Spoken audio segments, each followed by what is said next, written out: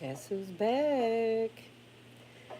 Blessings, blessings, blessings, uncensored enlightenment talk family. Yes, you're here with Grace Levi again.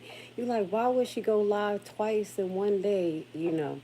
I want to start off by apologizing to the family. I did schedule a live tonight at 7 p.m., but I'm going to delay it until tomorrow. Okay, so I'm going to update you on why I'm going to delay it. I just have some things that I really have to address. Mentally, I'm gonna get to that, but I also blessings. I'm back again. Hit the like button. This is an update. Okay, so shortly after I got off the live with you guys, I was made aware by one of my favorite residents out there that we actually got some leeway in relation to the Officer Perez situation, connected to the Alexis Wilson. So, we've been updating you guys on what's been going on, trying to make sure whatever we share don't impede on what we're doing. I'm taking my time. But this was amazing, and I'm going to share it with you guys tomorrow again. But the Chicago Tribune, they actually released the article between last night and today, highlighting the Monster Police Station. We talked about the Monster Police Station actually hiring Officer Perez. So originally, when we were doing our research and we were made aware from the streets, shout out to the residents out there, that he actually left Oak Forest and he was trying to go to Indiana. We are, definitely took it upon our business to move fast. So Miss Carver, her plan was to go out there to Munster and actually go to their board meeting. And what I did was send out a numerous amount of I always say certified mails. Excuse me, I'm a little bit shaken, so I'm going to tell you why I'm shaking. That's why I'm not going to do my live. I really have some things to think about, but it's good and bad news, you know what I'm saying? And I just want to keep you guys aware and do ask for you guys to support everything that I talk about today. So basically, I sent out a lot of certified mails to the chief of police, as I mentioned to you, the supervisor out there, the board members that I felt that will maybe have some say so on the hiring of this officer. Because at that time, I did a Freedom of Information request, and they said, by way of facts, just like the day Miss Carver was about to go to their actual meeting out there, I got an email that said from the Freedom of Information request I made that he did not work there. Now, this was in September. Okay. And as I mentioned to you guys just last week, something came upon my spirit and said, well, check, see what's going on. And we updated you guys and let you know that when we talked to the licensee commissioner record department, that he was employed at Munster Police Department and he was active in Indiana. So that made me do another Freedom of Information request. And I don't know if I updated you guys, but I think soon as I got off the live, I actually got an email from Munster that same day, to be honest. And they said, yes, he was hired October 17th or 15th.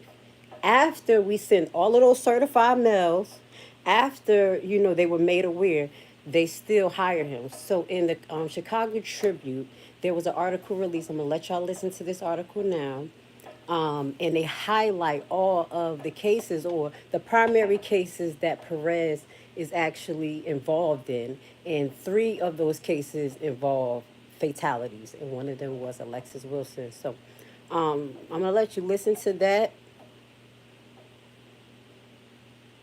But basically, you know what? Because I want to get to it. I'll let you listen to that tomorrow. But it is an article. I'll put that at the bottom. I'm a little bit shaken, guys. I am. I have the nursing face on, but I am shaken. So it is a double-edged sword because even though we took the time to let Munster know, they allegedly evaluated the cases and felt like the risk was lower than what we assume as residents or people who are the general public related to this man being employed there. So what we're going to continue to do is put our foot on his neck. We do have a petition. I'm going to show you the petition. This is the article. This is the article, so we're going to go over that article tomorrow. And this is the petition that we have for Officer Perez. We're now at 102 signatures. I appreciate you guys. I know this is just coming from people who could click on this. I have a lot of information here. These PDF files basically connect to where you can find all the information about his cases, as well as the YouTube page that shows what happened. Okay, so this is what we have. I'm going to leave that link down there for you guys, so you guys can continue to push just to get signatures. My goal is 5,000, and I want to present this to the licensing boards of both states with a detailed letter. You know, my letters is a little bit different, okay? A little bit different. And I'm grateful because that's why I'm getting response so fast, okay? I am getting response fast. So again, it's still support Lexi legacy of love. What Miss Carver is doing is she's putting baskets together for families who have lost their loved one, their children. So she has shown me some of those baskets that she's getting out there. I am making my donations, as I say.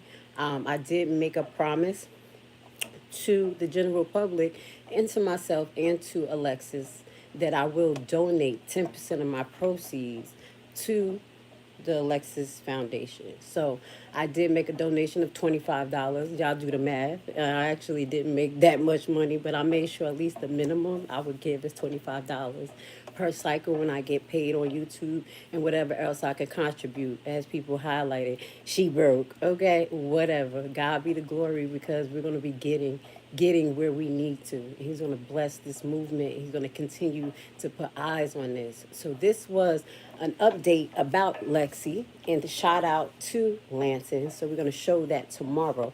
But I do want to give you a heads up on why I'm not going live tonight. You know, so I'm just going to let it out. I did mention to you guys a couple of months ago that, you know I'm Haitian, and I do have active connections in Haiti. And there is a lot of stuff that's going on in Haiti right now. About last month, they stopped the transport out in Haiti. And I did tell you guys that I did bring my grandma to Haiti, and she's out there. But that's not the total tragedy, because we do have some things out in motion. But I did show you guys, and the reason why I want to talk about this, because I am going to do another update about Haiti, and I'm also going to do an update about Trump's policy, the migration policies. But I was just made aware today that my cousin that I showed you guys, that was an officer and very young, passed away today in the last 19 hours. He was unalived out there in relation to some type of government corruption, and it wasn't just the gangs.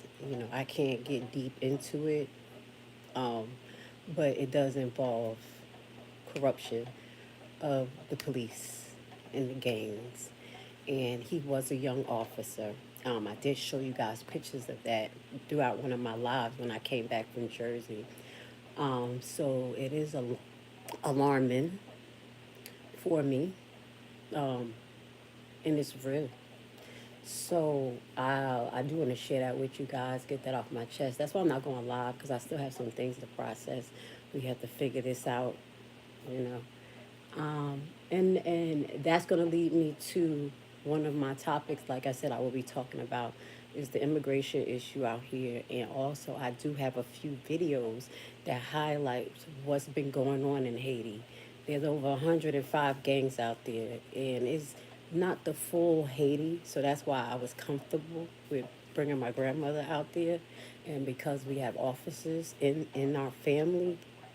But because the system is so corrupted, everybody is, you know what I'm saying? So, being American, I think you guys really need to open your eyes to see what you're not experiencing, what you could be experiencing, especially if the country continued to go down the route of just literally no democracy, um, financial disarray. This is something that's going on in America. you know, and people being more tyrants and just tyrannical. You know, sometimes they want to take justice in their own hand. These are all the things that we're experiencing, you know. So all I can do on my platform is get you guys ready to realize what's going on around you guys and get yourself together.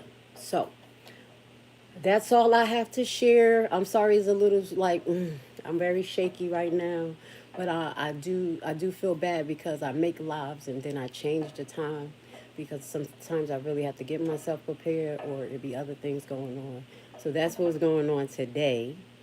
You know, I was like, okay, we're not doing this. But the blessing is, you know, you get a blessing and sometimes you get a lesson. With the Alexis Wilson situation, I'm grateful that a or our broadcasting network or newspaper is actually talking about it, period. You know, so I'm glad we got the focus on Officer Perez. I'm going to leave the petition down at the bottom, and I hope you guys just sign. I'm going to keep on pushing it. We do have some follow up to do based on this information. You know, how they came out big and bold basically and said that they reviewed Officer Perez and they feel like he's okay to continue to be an officer when he's a threat to society. You know, he has post traumatic stress and he should not be on the street. So, with that goes to say, I love you guys. Pray for Grace. Pray for my family. Pray for Alexis and her family. Just pray for us all because we're all going through something. So I will see you guys tomorrow. I have my whole setup and everything. My tone to be okay, but I'm really on like this is how I have to handle tragedy. Like even in nursing, I just have to just woo. So let me process through this. I love you guys, and I'll see you tomorrow. Have a great evening.